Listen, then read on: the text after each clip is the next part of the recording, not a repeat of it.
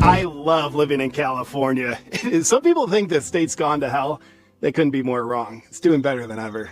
Welcome to my new house. Just moved in under this little overpass. Why'd you move in here? Oh, it was the best option on the market. It's actually part of a drainage line, so it'll be life-threatening if we get a lot of rain. Whoa, that sounds dangerous. I'm just kidding. Our state doesn't have any water, so I'll be fine. Yeah, after I lost my house in the fire that the state couldn't put out, I couldn't rebuild because I can't get house insurance in this state. So I thought, well, this is perfect.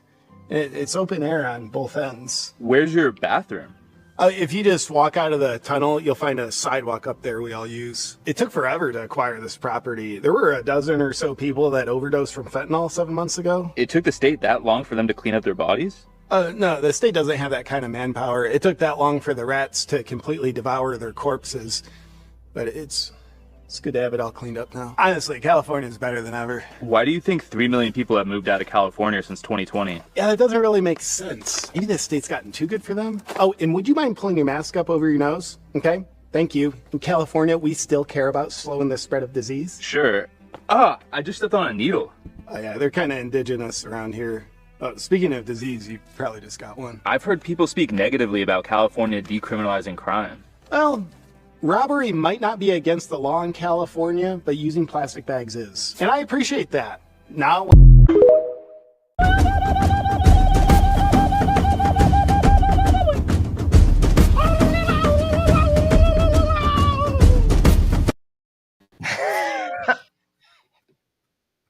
Gotta love it. Gotta love it. Gotta throw it an Elizabeth Warren jab. But not for nothing. Satire is satire for a reason, okay? The second clip, okay? That's all true. It's exaggerated, of course, but it's all true. You don't go to jail. You know, nothing's gonna happen to you. If you could go into a Walgreens or something and rob $1,000 worth of goods, and they're not gonna prosecute you. But try walking around without a mask, or try using plastic bags. And Gavin Newsom's trying to still present himself as he's really a moderate, Joe. Oh, please. Anybody break that news to you? He's a moderate. By the way, that was the best clip.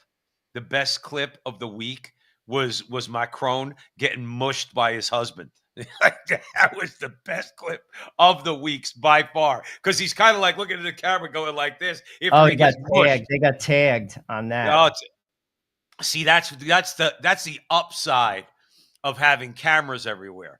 It's like, you ain't getting away with nothing, okay? And I don't care if you're the president of France. She mushed him. Everybody's like, she slapped the crowd. She didn't slap him.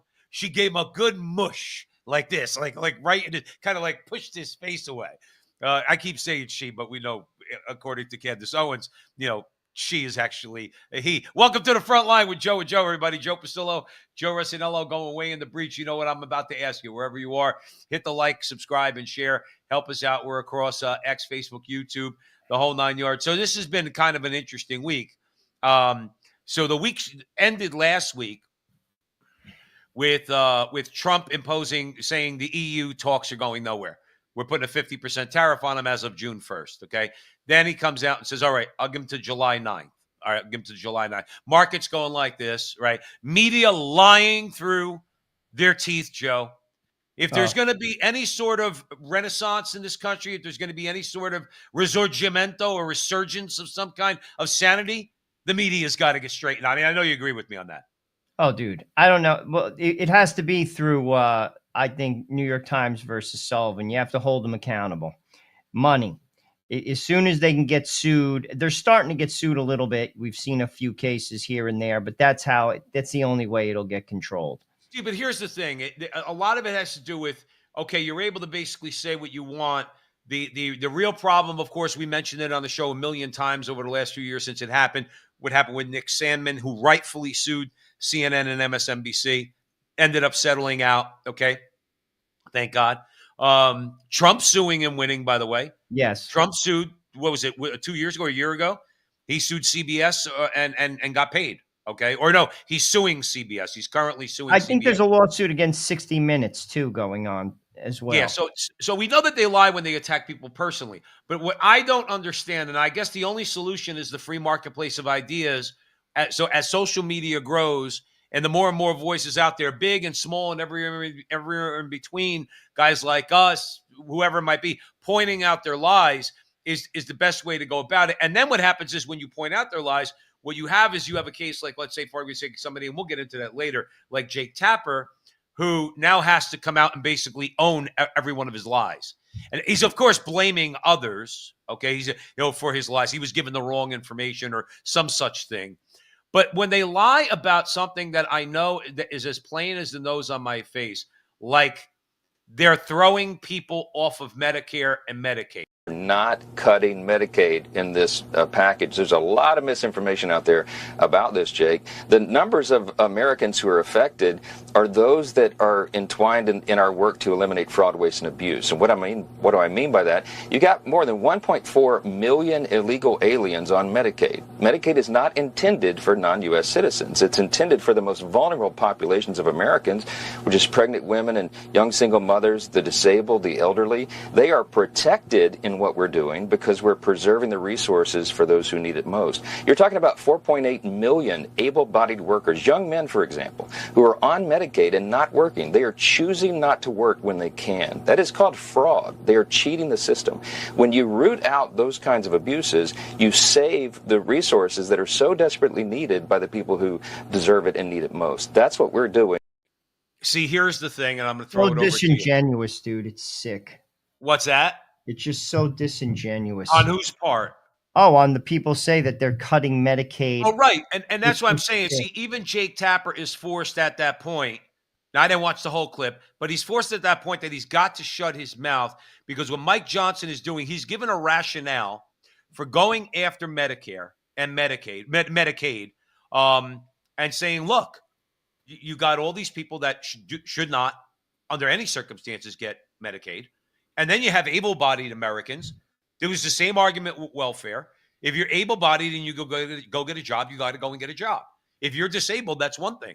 Okay, you're amongst the Americans that needs Medicaid. But if you can get a job, I'm sorry, you're going to have to go and find a place, go buy your benefits or do something. But you're not on the government dole. And the media, in this case, Jake Tapper, was forced to keep his mouth shut. And like Mike Johnson, and then social media has got to now amplify that so that the American people don't get duped by the media. But it's funny. I was at physical therapy for my shoulder this week, and there was an older woman. She was a little off, and she was like listening to the news on her phone, and she was ranting about how they're going to cut Medicaid.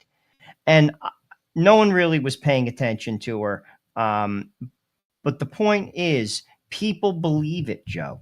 Yeah. Like it's, Joe, I'm going to be honest with you. It's just a cancer. It's depressing. It's just depressing. Like people, the media, there's been many prophetic things that have been said in the last 10 years. One of the most prophetic was said by Donald Trump when he said, the media is the enemy of the American people. That is just true. That is true. We are so ill-informed as a people. I mean, that's just one example. And then you have these people, they just bold-faced lie, and people believe it. Right.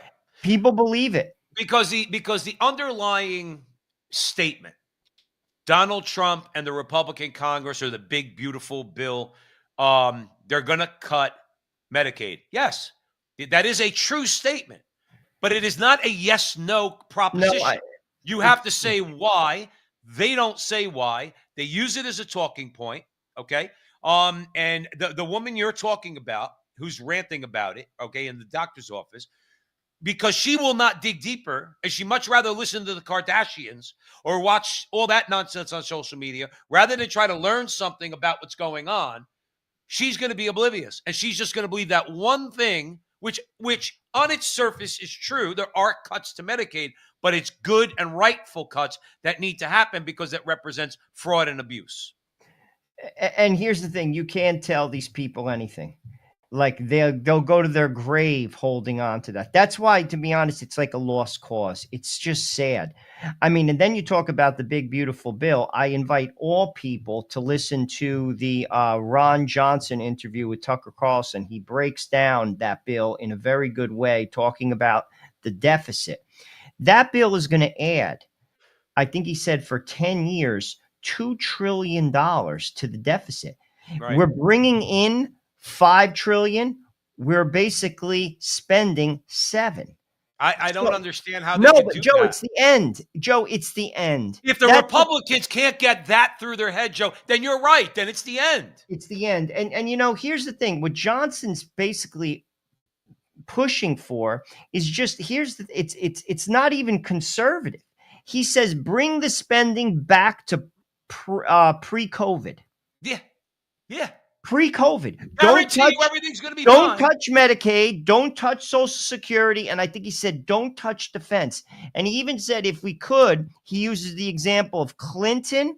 He uses the example of 2019 Trump. And he uses an example of a year with Barack Obama. And he's pushing for the Clinton example because it's the most further out. But the point is, it's not even like a conservative ask. They're not interested. So basically, they're exacerbating the inflation. That's why a hamburger at McDonald's costs $10. Right. And it's not going to go away. Because we basically, under COVID, we flooded our system with money that has no value. The dollar is going to continue to get devalued. Eventually, our bonds are going to get destroyed. It's a disaster. It's a spiral of death. It really is. And they're just convinced, A, that the tariffs are going to somehow solve the complete problem. I don't know about that. Number one. Number two, they're convinced that the dollar is going to continue to be the dominant currency in the world. Well, if this keeps up, it sure as heck isn't. And then the whole house of cards falls down. And then we all get flushed down the toilet. It'll be hyperinflation. It'll be Right. like Greece, Joe.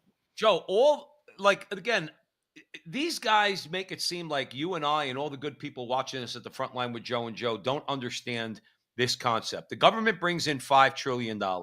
Okay. We're going to spend 7. You go back to pre-COVID levels, you're down to 5.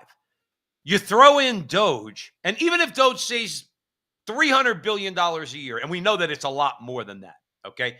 You get rid of all that spending, okay? You bring everything down to $5 trillion. You have a 10%, just to say Trump eventually settles on 10% tariffs across the board. You bring in another few $100 billion a year on that. And then you give the American taxpayer a real break, okay? And all you spend is $5 trillion. Remember, Joe, in grammar school when we learned greater than and less than? So we're going to go, depending on how the audience is seeing me, we're going to go less than $5 trillion. And I don't care if it's $4.9 trillion. And then when you do with the excess, once the economy booms, you pay off the debt. People would say, you guys don't know, like the guy a couple of weeks ago that was in the comment box, you guys don't know what you're talking about. Yeah, you guys know economics. I do know basic economics. Guess what? I run my house, you run your house, and most American people out there run their house the exact opposite of how Congress runs everybody's house. And yes, we do have something to say, and you're right, and Ron Johnson's right. COVID blew everything up. Time to let the air out of that balloon, bust it, and let's go back to where we were in 2020. They're going to It's that continue. The dollar's going to continue to get devalued. That is a depressing interview. I'm going to be honest with you. I invite people to listen to it. It's highly informative on the budget. The very beginning of the interview, the first hour. Listen to him breaking down that budget. And I'm going to be truthful to you. It's actually scary. It is. To be truthful with you, because eventually the bubble is going to break. And when it does, hyperinflation, Joe, it will be ugly. Look what happened to Greece. Look what happened to Argentina. There'll be a freeze on the banks. Like, it will be disgusting. It'll be disgusting. Yeah. And people who are basically on the government dole, like people who are reliant on, say, this is my guess, Social Security or welfare, they're going to get crushed because they need that money. and they're not going to be getting it. They may be getting it staggered. I mean, I can't predict, but if the government basically defaults, how many people rely on government money in this country? A ton. It Well, will if they be, have their way, Joe, you and I we're not going to be able to pay our bills, and we have jobs. well, We'll get this is crushed too. Joe. It will be horrendous. And leave it to a guy like this. Here, leave it to a Hey, Hakeem, why are you lying about the cuts to Medicaid? Saying that there are cuts to Medicaid when there clearly aren't. It seems. Do you want illegals to have taxpayer-funded health care? Is that what you want? You want illegals? You want U.S. taxpayers to fund health care? Now, you see what Hakeem He Jeffries should is be saying? put in prison. No, he should be put in He prison. should be wearing an orange jumpsuit. Oh, he should be put in prison. Did you hear what he said? And this is what, see, but a guy like him, he's not going to sit down against anybody who knows what they're talking about. That's why he was running away from that guy. Hakeem Jeffries is right. It is the largest cut to Medicare in American history. Right. Because 1.8 million illegals are not going to be able to get Medicaid, excuse me. I always get too confused, Medicaid. And 4.8 million able-bodied Americans who could go out and get a job are not going to be entitled to those benefits. You're right. You're right, Mr. Jeffries. You're right. It is the largest cut, but not for the people who need it. The people who need it, like my mother, my mother-in-law, your mother-in-law, and others, your mom, the people that need it, they're still going to get it. They're still going to get it. It's only the deadbeats. Yes, we got to get back to calling people who don't want to go to work dead. If you can't provide for yourself and you're not working, you're a deadbeat. That's the bottom line. The deadbeats have to go to work, and the illegals have to get off the government dole. That's right, Mr. Jeffries. It is the biggest cut, only for those who are not supposed to be getting it in the first place. What say you, Joe Restanello? Like I said, it's just so disingenuous, and too many people believe it. It's sick, Joe. So everything. To be honest, it's disheartening. Like, you're just like, we can't get out of our own way as a country. We can't get out of our way. It's just sad. Well, That's about all I could say. Until here's one of the things that's not been brought up since before the election, up till now. Nobody's talking about it, and it seems with the Congress, especially with these rhino Republicans and those who call themselves conservative, who are actually going for this, who are thinking in their mind that to go from $7 trillion in spending to $6.9 trillion is an actual cut. Like that type of mentality, it's because of the money in politics. Oh, The there's money no doubt has about got it. No, there's to no go. doubt about it. It's got to go. You don't get money from you can't get money from you can't get money from the NRA. You can't get money from the labor unions. You can't get money from Hollywood. You can't get money from anywhere. Not one individual or group of American citizens can give a politician money for an election and for campaigning. They do a budget, and a congressional race gets a budget, and that's how much your campaign gets. You run out of it, it's like my 85-year-old Italian mother would say, hey, it's too bad. No, You run out of that that would money? take, like we talked about this last year, that you're right. That would take literally a revolution. There is no way. That's how they tilt the scales, and they know it. Right. And we know it too. More people have to know it. That's how they tip the scales. That would take literally a revolution. Like, full on, clean the slate. There is no way that those people would ever vote for that. Ever. Right. No chance. Like, Right. that is like, When you it's get- logical. It's a solution. Never, ever, no matter who is the president. And if the president tried to do that push, he would be killed. They would kill him. They'd kill him on the floor of the Congress. They'd strangle Julius him on Caesar. television, and then they'd say they didn't do it. Right. And it's amazing because, you mentioned, go look at some of the South American countries where their currency got so devalued, right? You look at Venezuela, you look at you look at basically too. People don't realize, because especially younger people, they look at Venezuela through the lens of the last 20 years. Okay. You go back, and Venezuela was a very, very, very, very prosperous country. Argentina, Cuba, okay, was a prosperous country. All countries have their poor people. We have ours, and we're the wealthiest country in the world. I'm not saying that they didn't have poverty, but they were prosperous nations Okay. And that's why I always never bought this idea that Cubans were coming to America and voting Democrat. They were swimming across shark-infested waters to get away from that stuff. Here's a guy who's got something to say about that. So everything that you are seeing now here in Canada is what happened in Venezuela 20 years ago, step by step, because it's a script from communism. Simple as like that. That's all that I can say. We come from the future, basically. Every immigrant for Ecuador, Venezuela, or Colombia, we can tell you that this is messed up, 100%. Also, do you hear what he said? And everything he said, now he's talking about Canada, but the thing is, if Donald Trump was not president, okay, and I will give him this much, he's more of a roadblock, it seems. Not much of one, given the big, beautiful bill he's encouraging everybody to sign, with $7 trillion in spending. But he is a roadblock to some of the more radical things, okay? If there's one thing you could say about it, I think you might agree with me, Joe.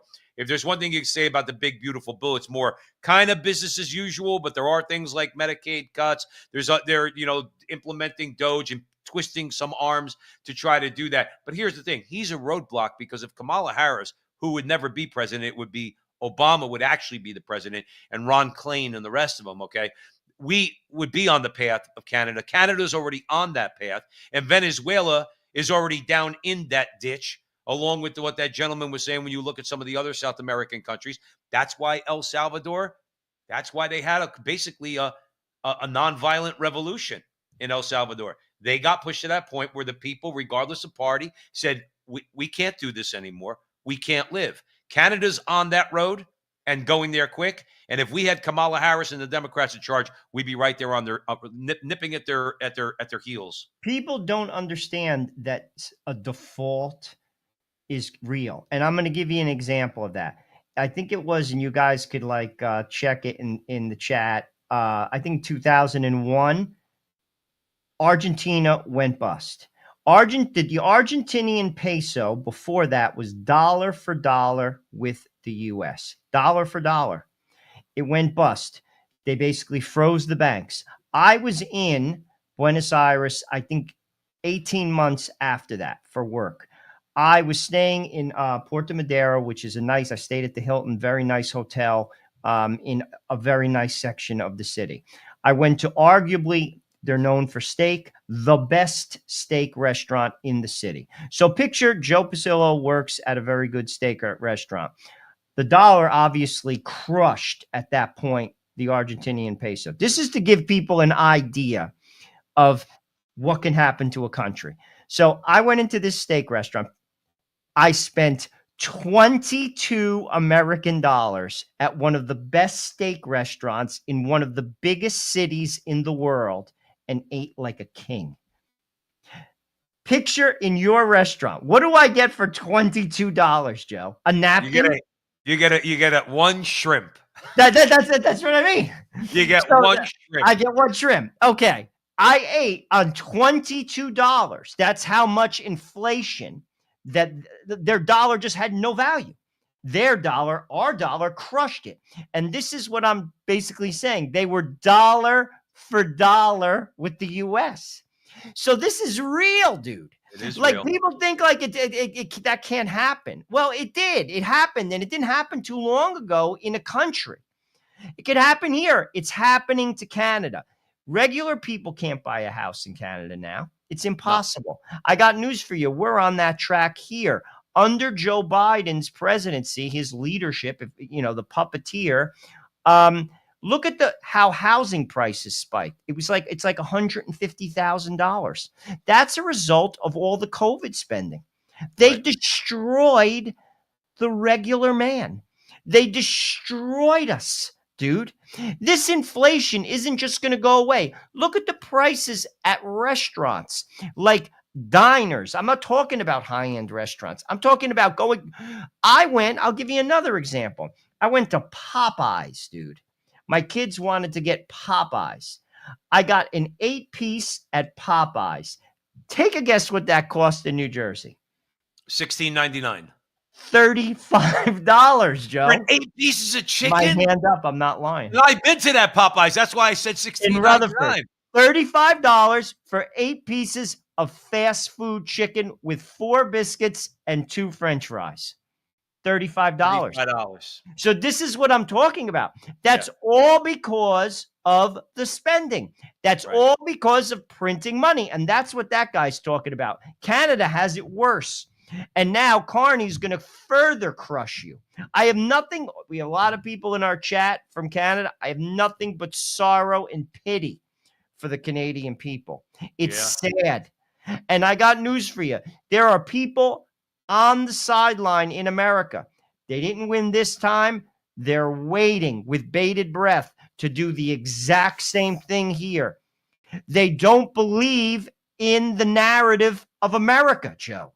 They simply do not. And people should stop pretending and call them out. They don't believe in what this country was founded upon. But I don't understand why. I don't understand why. I really don't. For all his flexing his muscles with foreign leaders and the tariffs and everything else, how did you not get the Republicans in the back room? How did you not get them there and say, guys, we're doing this. We're going to do what Joe and Joe said. We're going back to 2020 spending levels, and then we're going to apply Doge to it. We're not going to apply Doge and then, no, we're going back to that level first. We're going to take everything we spent, all the waste of money, studying the mating habits of penguins in Antarctica and contraception for Gaza. We're going to leave it all in there for the purposes of looking at what the spending was then. And then we're going to start like Alphonse the Butcher with his knife. He's got the big slip of meat, and he starts cutting all the fat off. He's going off, and then what you're left with is a big, beautiful piece of meat. Apply the Doge and the wasteful spending, the Medicaid cuts, and all of that after you've all agreed spending's coming down, boys.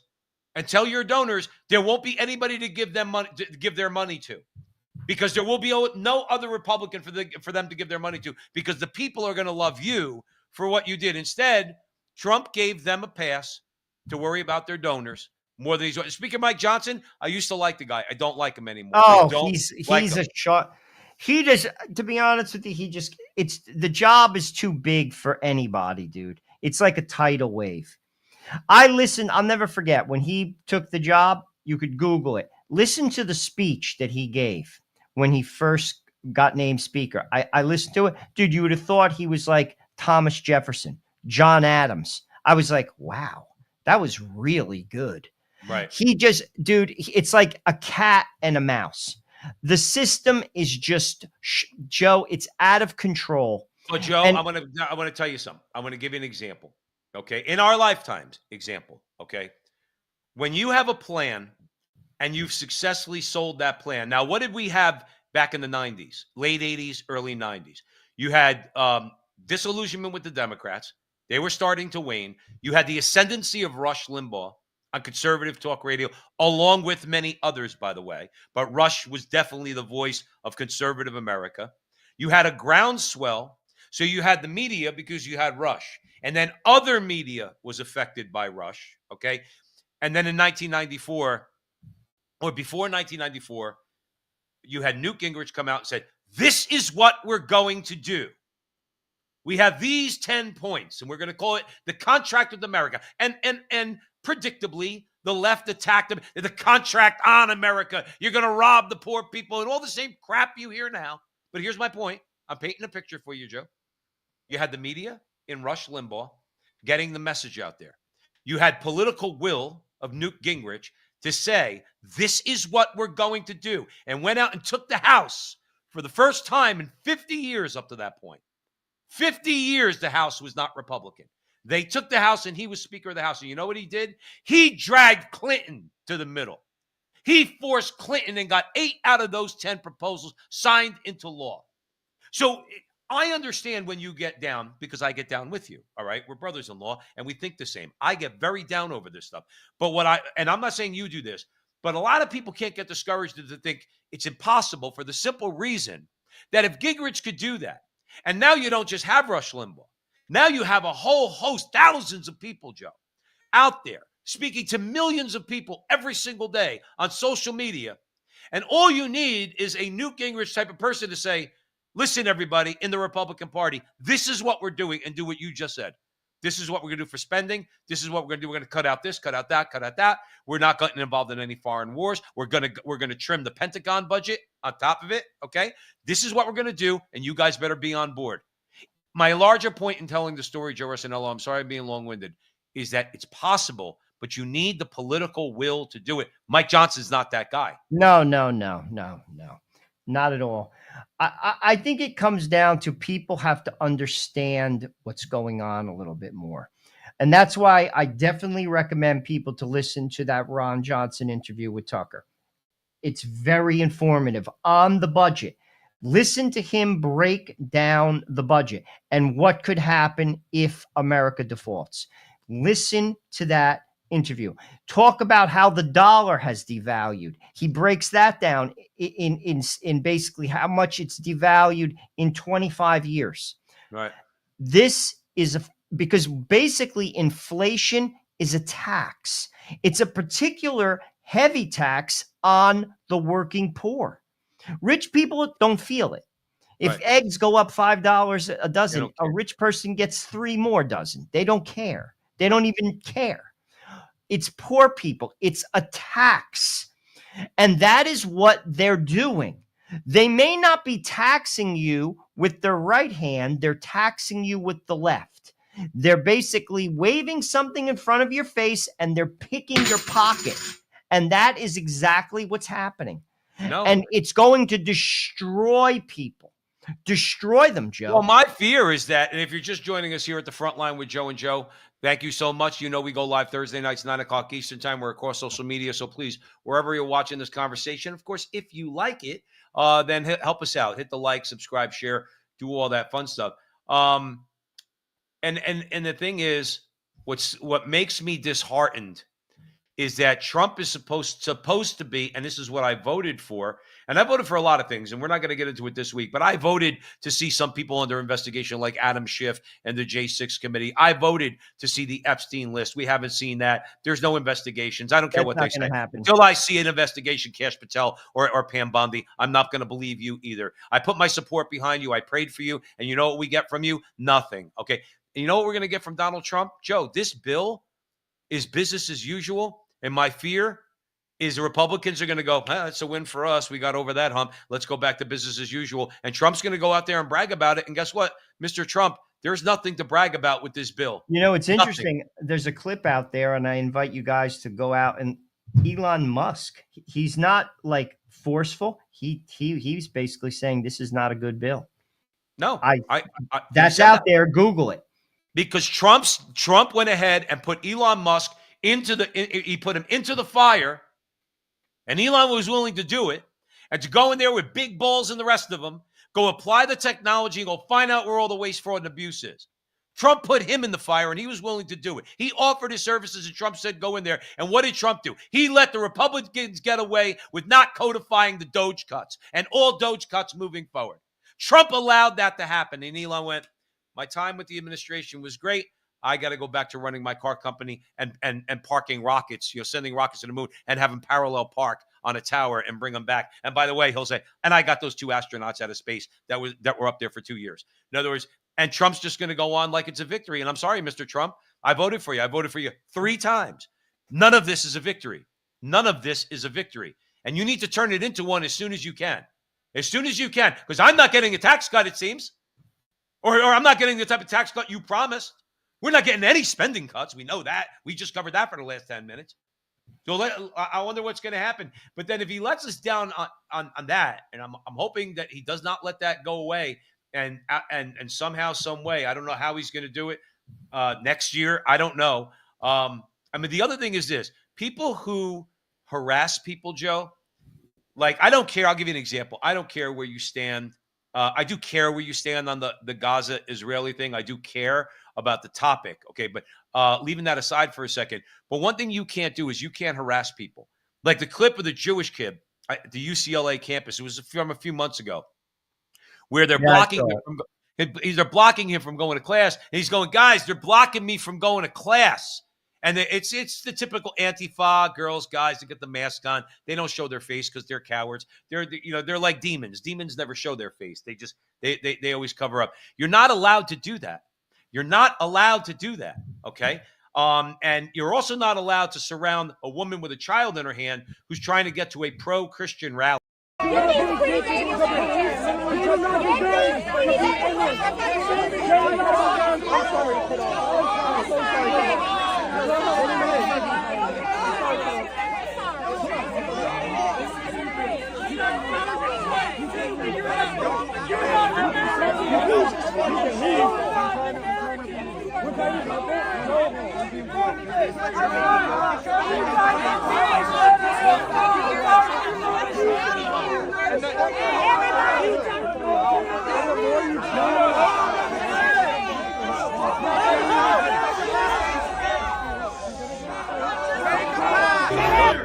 The FBI has officially opened an investigation into the city of Seattle for relentless bigotry.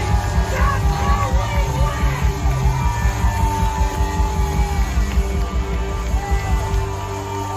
win!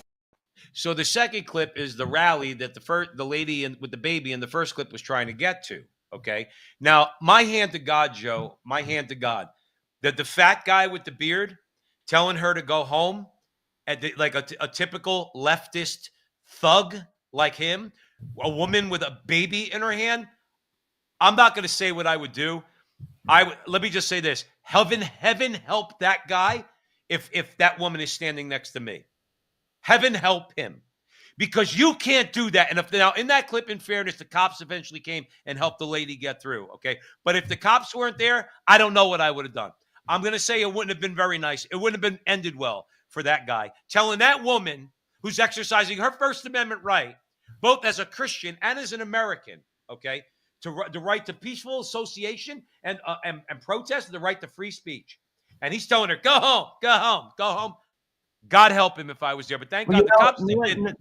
What's interesting is the person who posted that clip was Laura Ingraham. And what she said in that post on X was, where's the media on that? Nowhere. Seattle is out of control. It's out of control. I mean, we saw this during Biden's regime.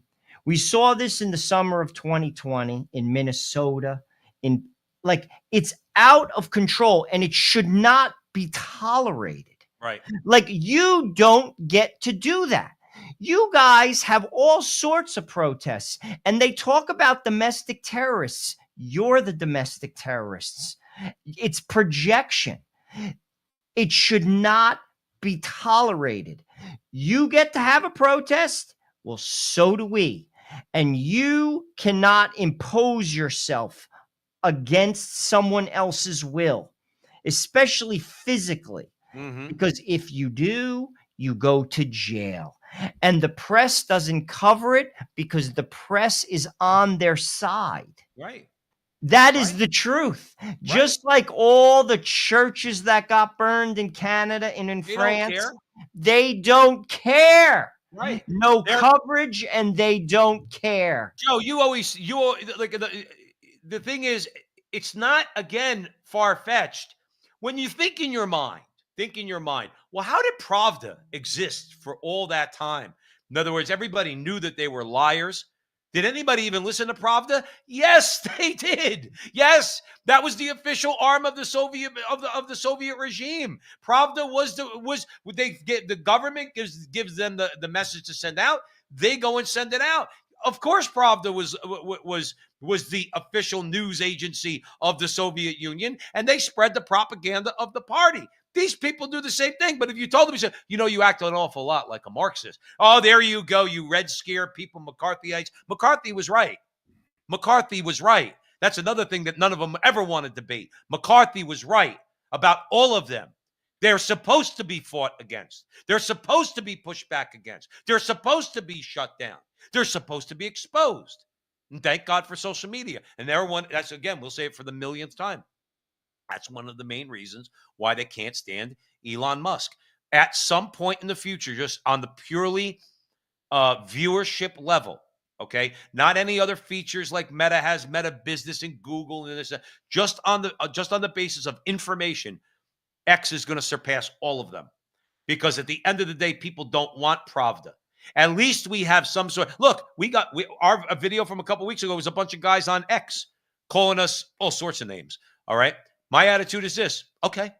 I'm not looking for, I'm not going to report them. I don't want them to be banned from X. They called us a bunch of names. So what? I'm from New Jersey. I've been called names my whole life. So my attitude is this, we're going to push back against you. And we are, as you mentioned earlier, we're going to call you what Donald Trump called you. You are the enemy of the American people until you start proving to the American people that you're not the enemy.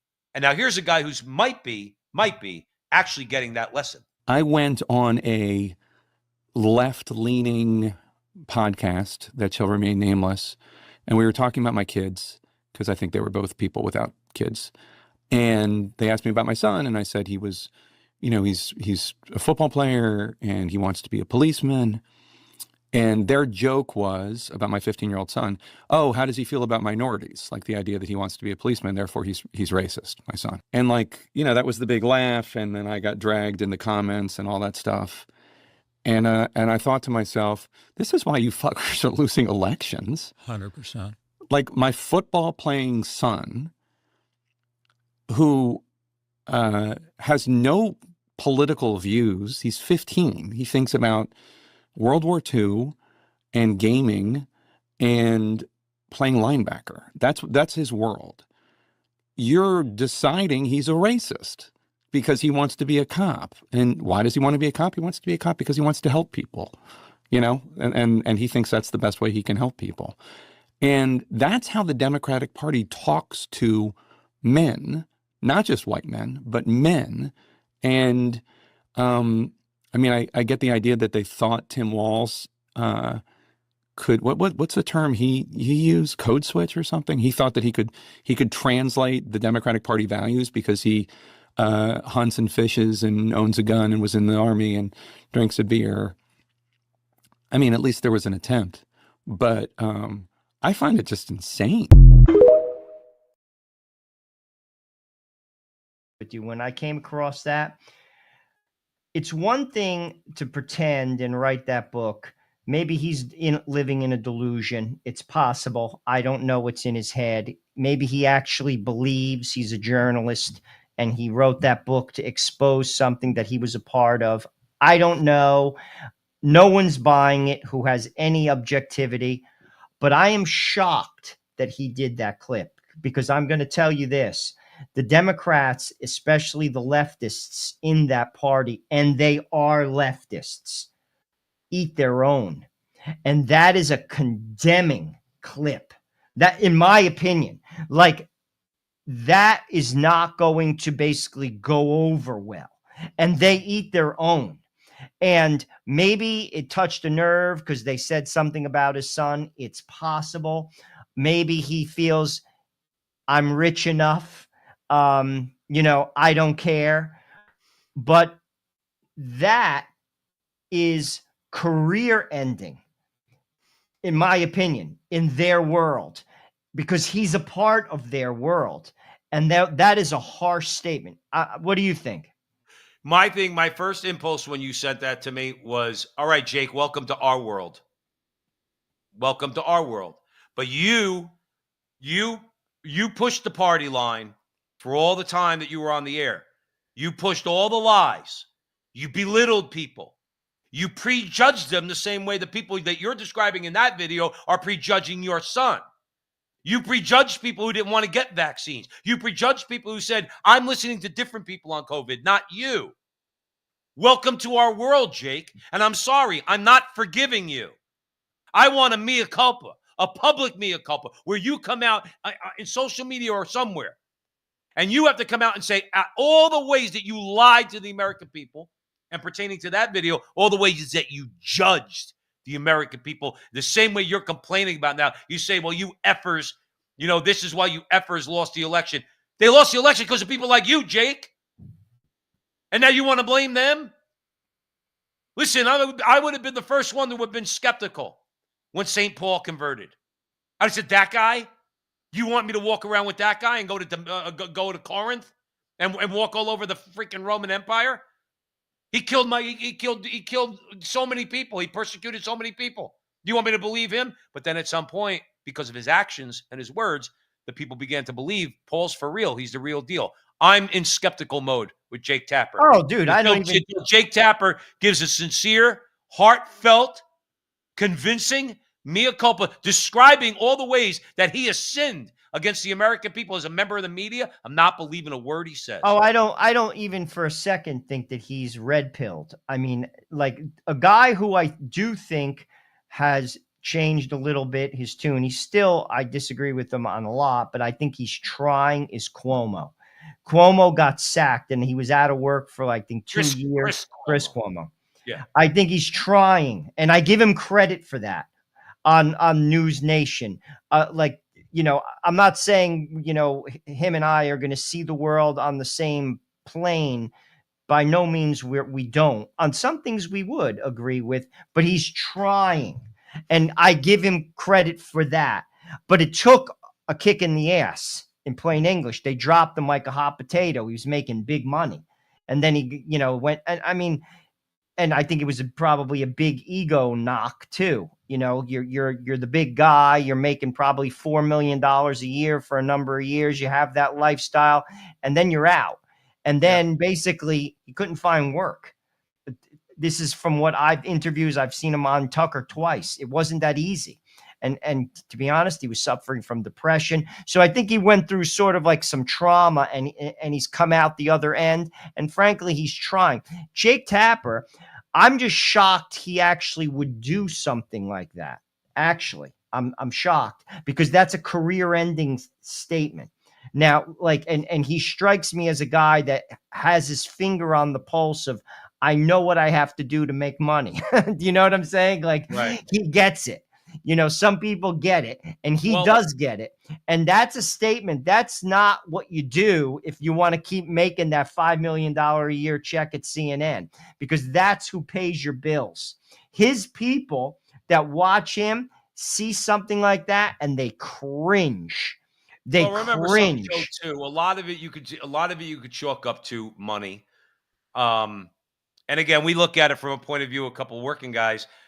I don't have their money. You don't have their money. No. I know if I made $4 million a year for 1 year, my life would change. Okay.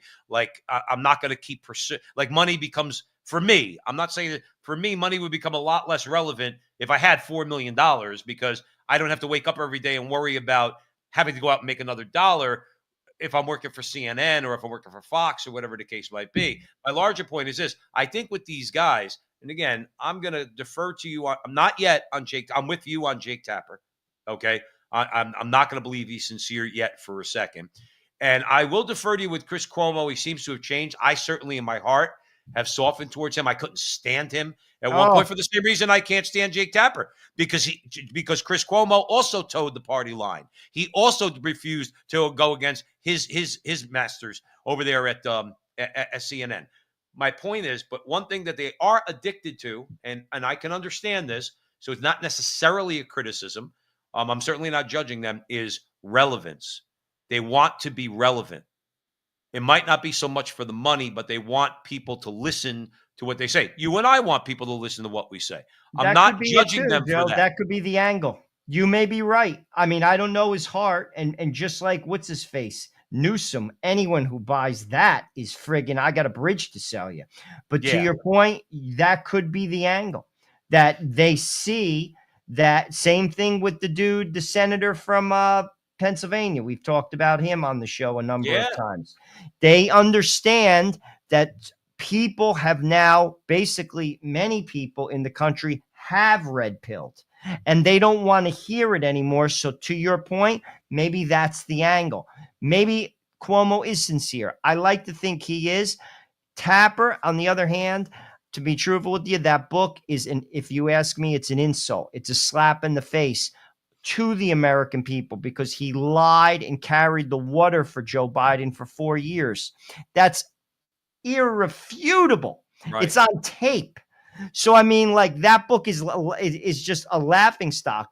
But that statement is kind of like counterintuitive to what he basically has been doing. And I'm kind of shocked he did it, to be honest with you. I'm surprised he didn't just bite his lower lip. and basically be like, that was a bad interview. I'll never do that interview again with those people. That was insulting. But to say that publicly, and that's public. I mean, I found that on X. That means others have found it on X, and now we're showing it. So, I mean, ultimately, I'm kind of shocked by him saying that. Well, my final word on Jake Tapper vis-a-vis that interview that we just played, that clip that we just played, is, well, maybe next time, Jake, before you open your mouth, you'll understand another person's point of view before you decide you're going to judge them and chastise them on your television network. Oh, that you're no longer on anymore. But you mentioned Gavin Newsom. Tonight in the United States Senate, we've been casting votes to try to make sure that California can't implement its law that would have the effect of banning the internal combustion engine effectively nationwide. We're going to get this thing finished tomorrow. Democrats tried to delay tonight. They failed. Cars win. California and radical leftist environmentalists lose. Good day. See, that's why I like Mike Lee. He's straight. Good. He's solid. He's just straight to the point. But see, again, in regards to Jake Tapper, we just mentioned, I used the word relevance. Okay, California having this major effect on the rest of the country was more relevant when Obama was president and before then. California, number one, has lost 3 or 4 congressional seats at least. Okay, they're bleeding a population. There's nothing but rich and poor, and nobody wants to listen to California. And if there is something that would unify Republicans, I wish it would be things like spending cuts. All right. It would be, let's do everything that California, let's not do anything that California is in favor of. And California does not have the power to impose that on the rest of the country. In as much as, let's say I live in Arizona, you live in New Jersey. Jersey's a blue state, it's a different story. But take its rival economy, Texas. All right. If California decides to get too big and bold, just like China tries to get too big and bold with us as a nation, right? Texas can turn around and say, all right, you want to play games? But we're building all these facilities here. You know that AI data center is getting built in Texas, right? That huge AI data center. Did you hear about that? Okay.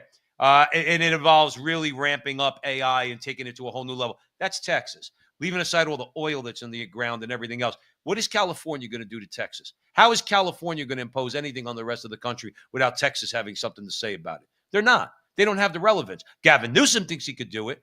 The elites in California think that the whole country is going to follow California. The rest of the country laughs at California. The problem, again, comes down to politicians who go along to get along and don't want to really fight and stand up for something to say to California, you don't run us. You run California into the ground. Go right ahead.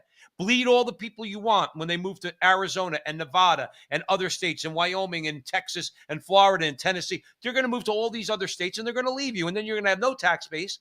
What power do you have? And Mike Lee, good. That's right. You're not going to, people want to drive cars. People want to drive cars until the electric cars are something that's absolutely perfected. Or people like us can feel comfortable owning one because it becomes cheaper and more convenient. I'm driving an internal combustion engine. It's that simple.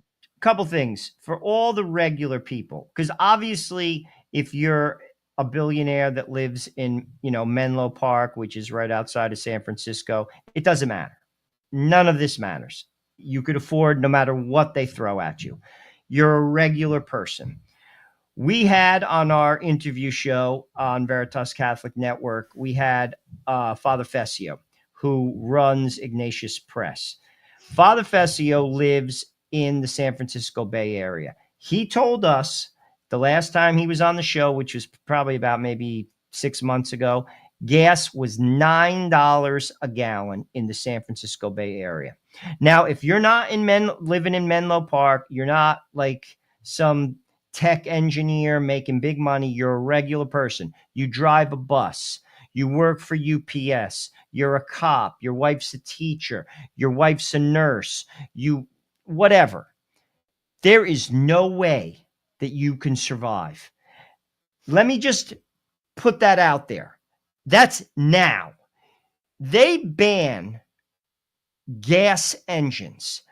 Do you know the impact that would have on regular people? Working people. It would be devastating. They know it and they don't care.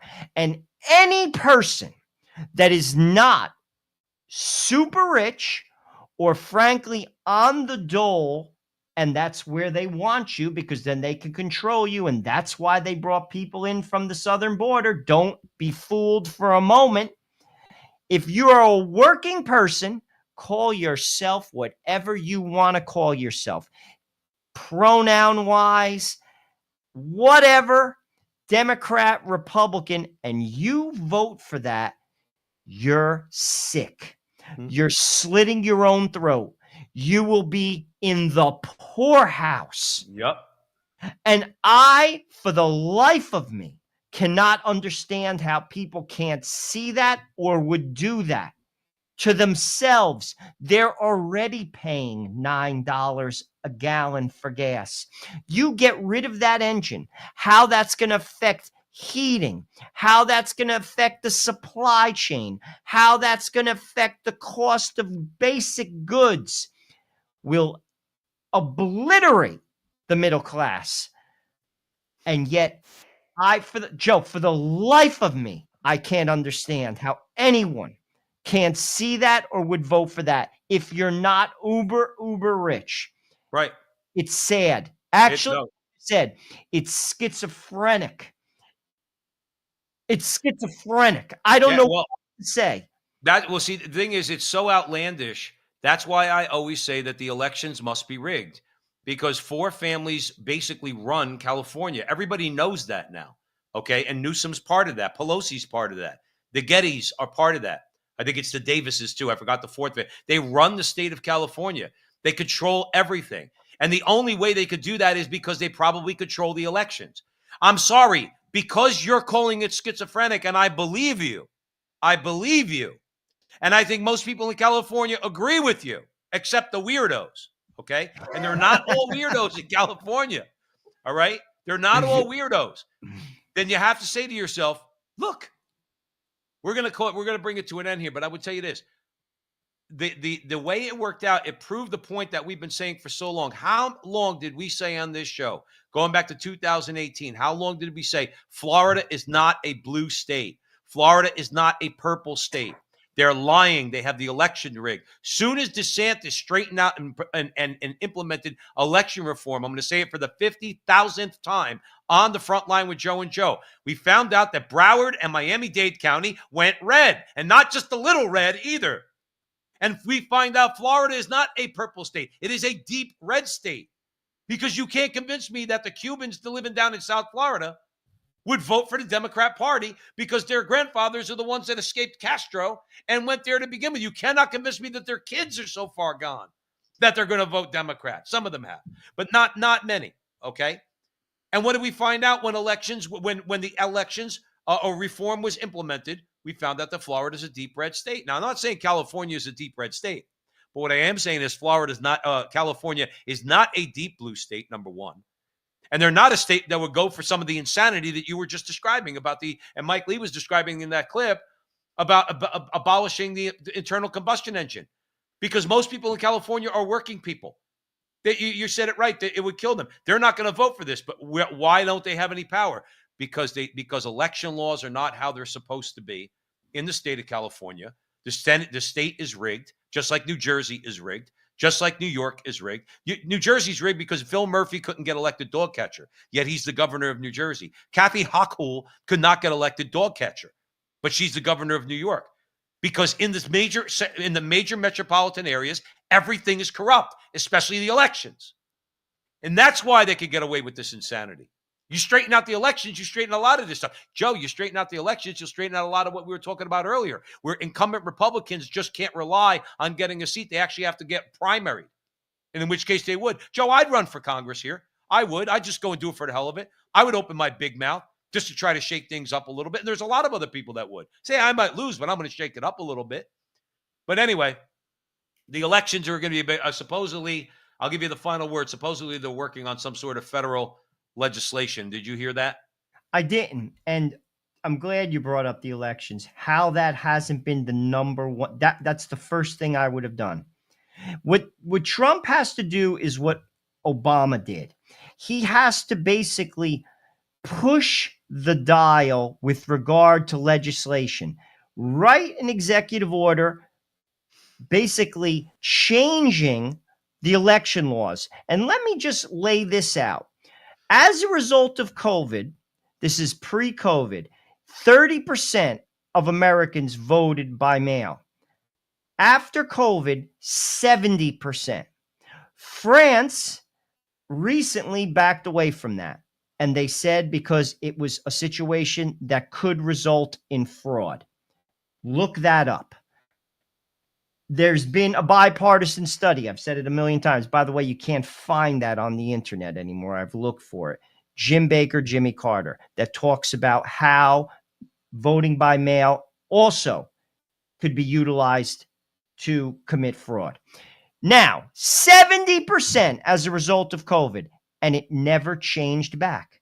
Why Donald Trump doesn't just push the envelope and just say, take me to court, see you in court, state your case. That's what Obama did. That's why he had a horrible record in the Supreme Court. He should do similar things like that. How that hasn't been a number one priority, I don't understand. Because ultimately, there is no reason why Americans cannot vote in person, use paper ballots, and show ID. I'm not asking for blood. This is a very reasonable ask. It's a control that makes people feel comfortable and confident that the election was legit. Yet that has not happened yet. And this is, again, that should speak volumes to people. I would recommend. Speaks volumes to me because they lost me, Joe. This country has lost Joe Resinello. I'm just telling you, I am finished. I wash my hands of both parties. I don't trust any of them. I have no faith anymore in this country. And that is sad to say. I could name a number of things that have caused that to happen. And many people feel the same way that I do. Mm-hmm. It's sad. It is very sad. I pray two things happen along the lines, and then we're going to get out of here. I got a clip for you from Thomas Massie, so stick around at the front line with Joe and Joe when we're on the way out. Two things should happen, and we mentioned them both tonight. One is federal legislation, which I do hear is being worked on. But if you're going to pass it, then you have to give power to the Federal Elections Commission and, of course, the Attorney General's office to send agents into all these major corrupt areas with poll watchers, with lawyers, with warrants or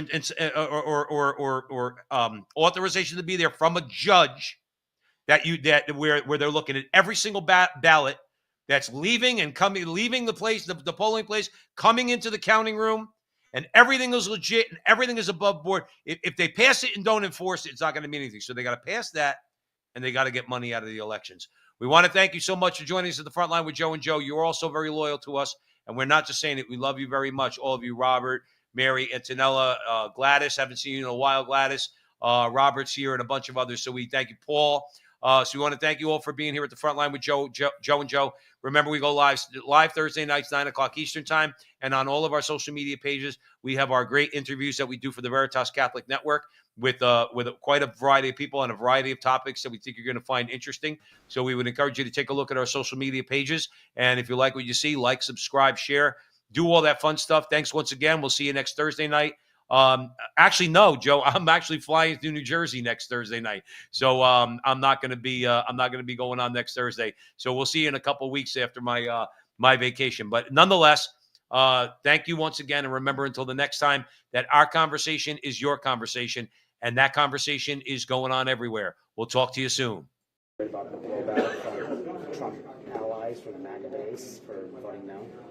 No, actually, I've got a lot of people in the MAGA base who realize that we could have done this differently. We could extend the tax cuts and paid for them, but instead we're not. I mean, over here, the people in favor of this bill say that under the policies of this bill, we're going to add $20 trillion to debt over the next 10 years, which is $3.5 to $5 trillion more than would have been added otherwise. They're saying it's deficit neutral. Yeah, that's a joke.